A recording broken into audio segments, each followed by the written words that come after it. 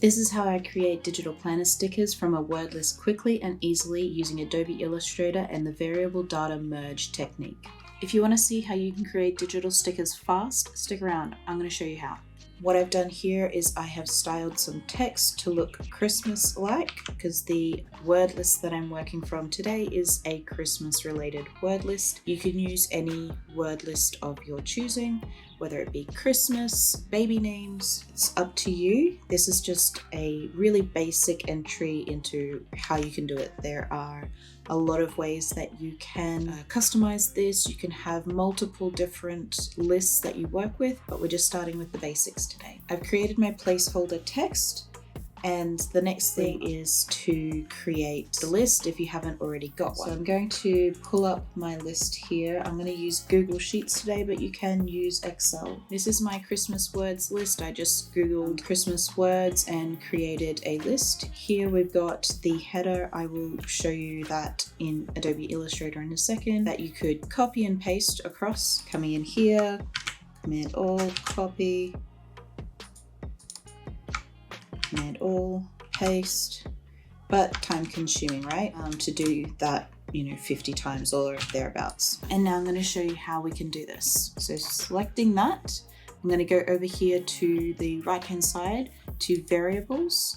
So if you don't have that one, you're going to go up to window, go down to variables and just make sure it's check marked. Find it on your screen and place it wherever it makes sense for you to have it. You can just select here, make text dynamic. Okay, variable 1, that's important. Right here you can change that, but I'm not going to bother with that. And of course here you see what is actually written. Variable 1, no spaces, important when we come across to here and up to the very first variable 1, no space. Next, all we need to do is go to File and Download, and we're going to make it a comma separated value. Okay, and then what we need to do is link that CSV. So we're going to load variable library. Got that open. Yes, because I already had one previously linked, which is the exact same one, but here we are doing it again. So nothing really changed here because we haven't yet selected the start of the data set. So we've got data set 1, which was that Donna from the very first on the list. And then of course you can see how it works. You just go through all the different ones, and that's great. But like, how do you get them exported as a PNG? If you have to go and save each one individually, that's time consuming. So there's no real point to doing this. We're going to use actions here. This is how we do the mass exporting of the PNG. I've got one here saved as a action. And this action is going to help us bulk export these and speed everything up. To get that set up, now of course, you only need to do this once, and you can use this on various different templates. So I'll show you at the end what that would look like with using another variables library. So you can see how fast this can become when you've got multiple lists. I'm going to create demo folder. All right, and inside that I'm going to create a new action, and this is demo export because I've already got one. Let's just set it as F5 for now. I'm going to select record. Okay, so now that it's recording what actions you're taking, the next thing I need to do is go to File, and I need to go Export. You go Export for Screens, Export As, either one of those. All right, doesn't really matter what you call it here because it's just you recording the action at first.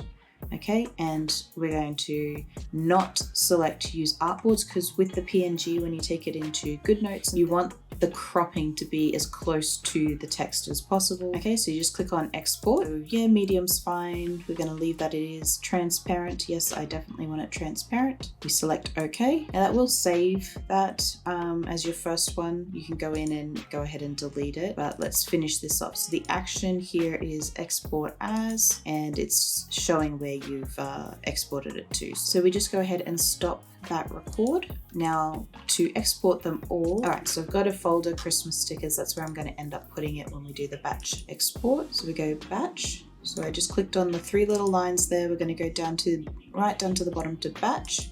So I'm going to do a lot of them. I'm actually going to do all of them. When we are using export, it is this one. When we're using save as, it's this one. So I'm just going to choose where I want this to go, that folder, and this is where all of the data sets are going to go. You can change the file name to file plus number, file plus dataset name.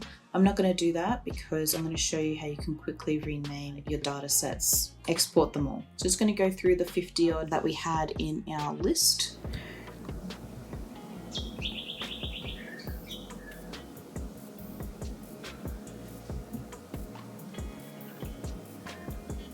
And that's it. Carols by Candlelight is the last one. All right, so they're all here, all of them. And as you can see that they're all called dataset. That's not ideal. I am going to show you how to rename them really quickly. All right, so this was the first one that we used when we exported to CSV in the downloads. And I've got a second sheet here.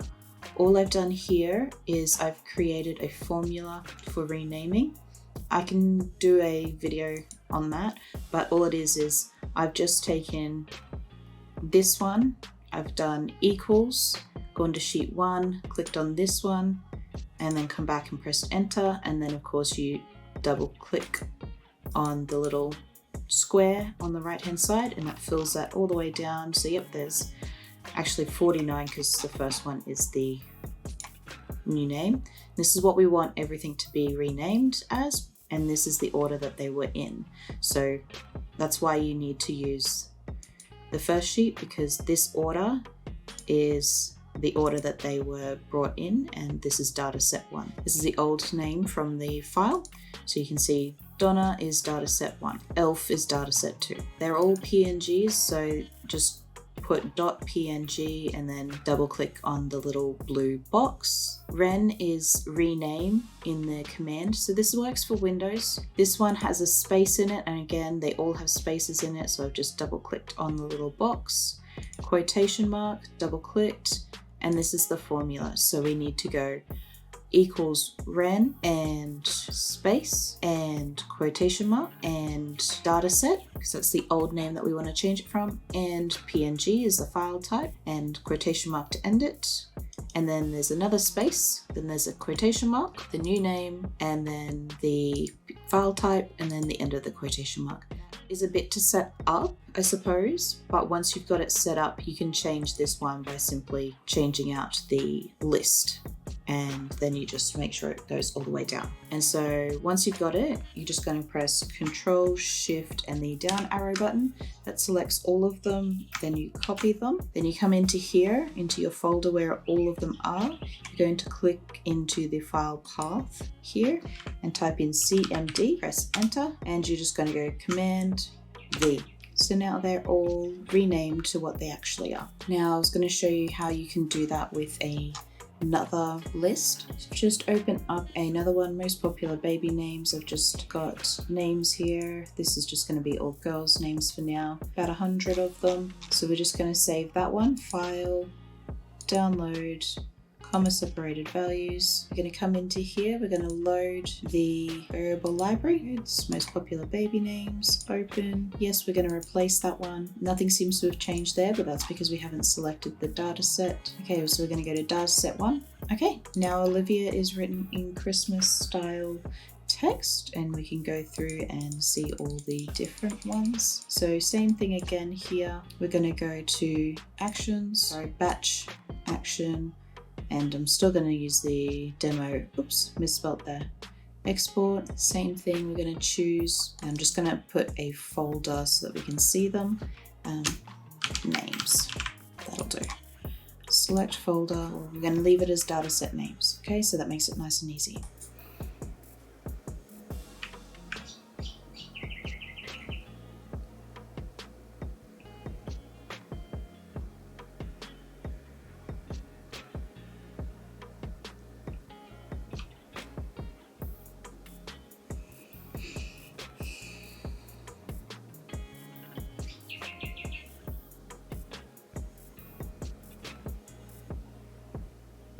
Okay, there we go, dataset 1 through to dataset 100, 100 names, nice and quick.